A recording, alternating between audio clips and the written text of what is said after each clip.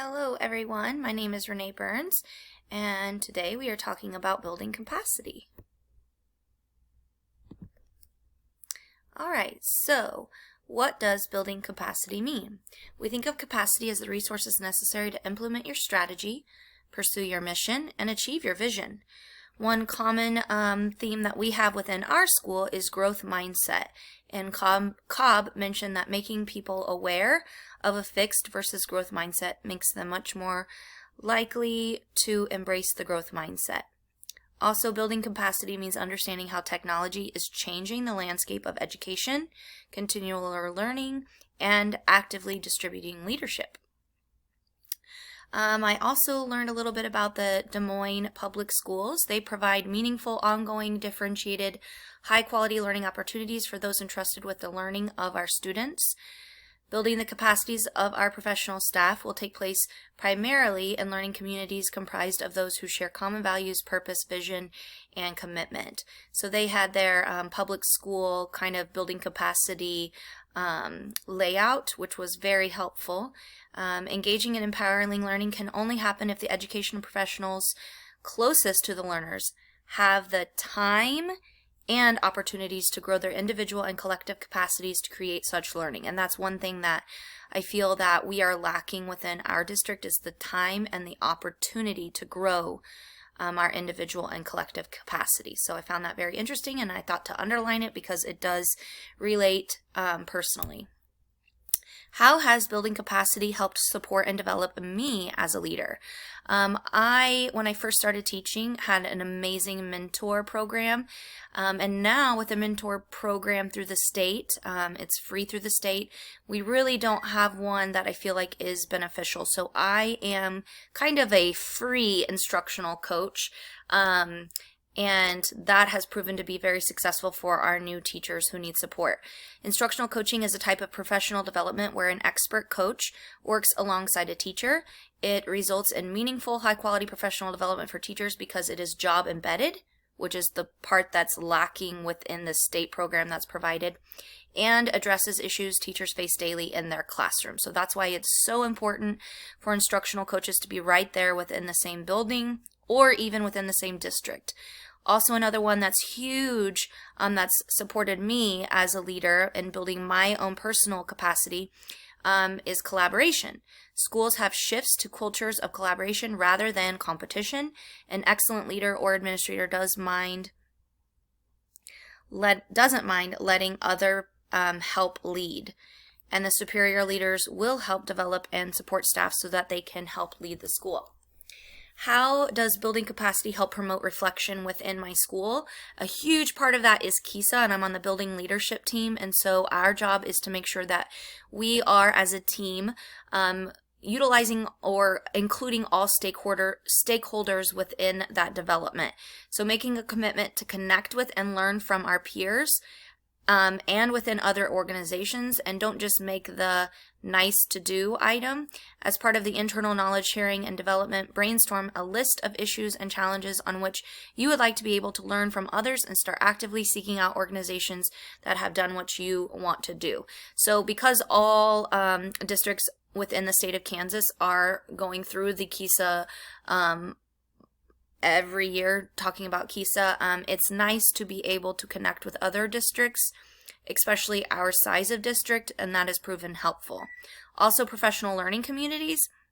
Through cognitive coaching, teachers begin to internalize and use with their students the coaching behaviors of gathering data, questioning, probing, and paraphrasing. Students begin to think more critically about the process of their learning as opposed to the product of their learning. And so my PLC that we've been doing is we're really pushing the data collection process and teaching our students how to do that. And so it's kind of nice for us to learn together as a PLC, but also to share what we've learned with our students.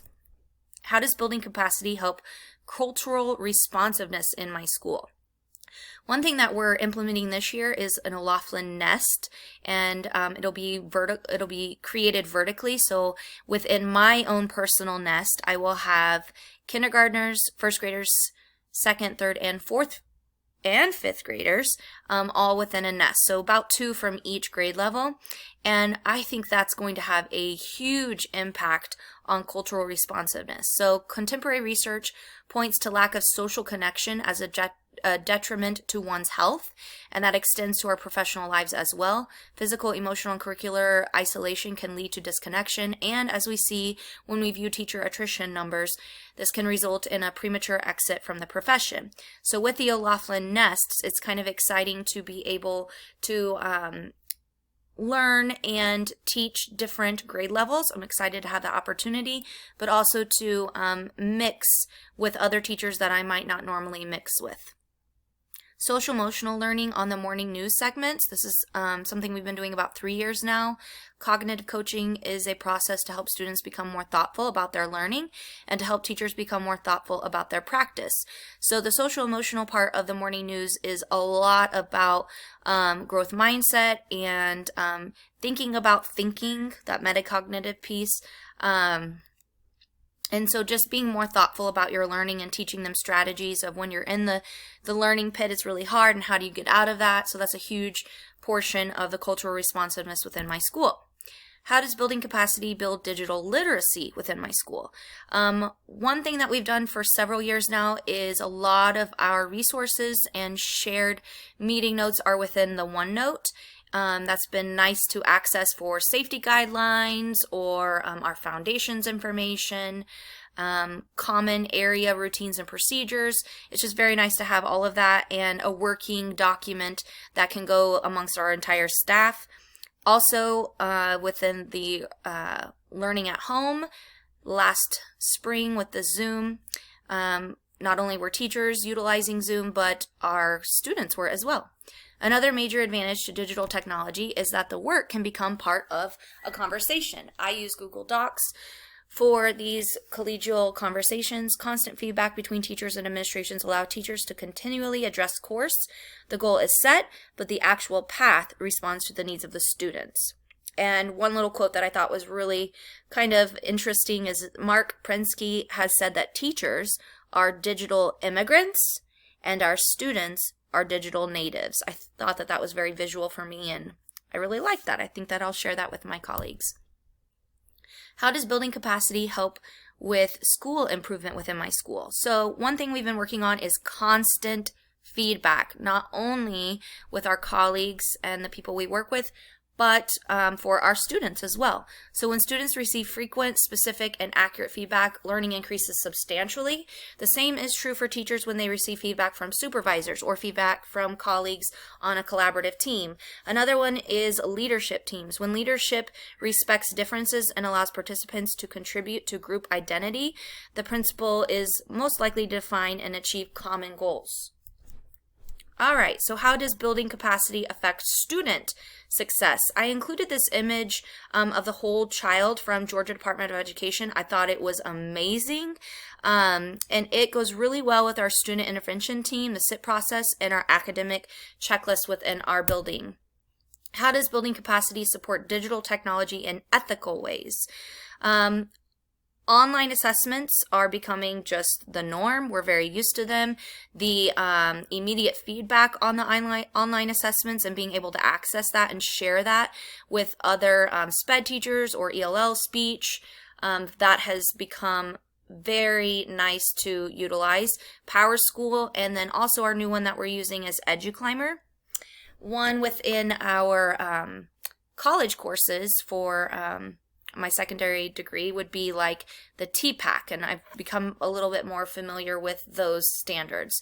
TPACK is the basis of good teaching combined with technology and requires an understanding of how to best teach a certain concept to a distinct audience by successful integration of technology. A critical element of the TPACK framework is the creative repurposing of technology. Just because a tool was designed with a particular purpose in mind doesn't mean that that's the only way that tool can be used, and our students are very good at that part. Technology can help your organization differentiate and achieve your capacity building needs if used strategically. How does building capacity help identify the leadership capacity in me my school faculty and staff. And the biggest piece of this is reflection. At the end of each day, I reflect on 2 essential questions. This came from Baldanza. Did I make a difference today for our students? And did I focus on what matters most for their learning and their well-being? Those are 2 questions that I feel like in any profession working with children, those should be asked. And that is my presentation. I thank you so much. Included will be the references. Thank you.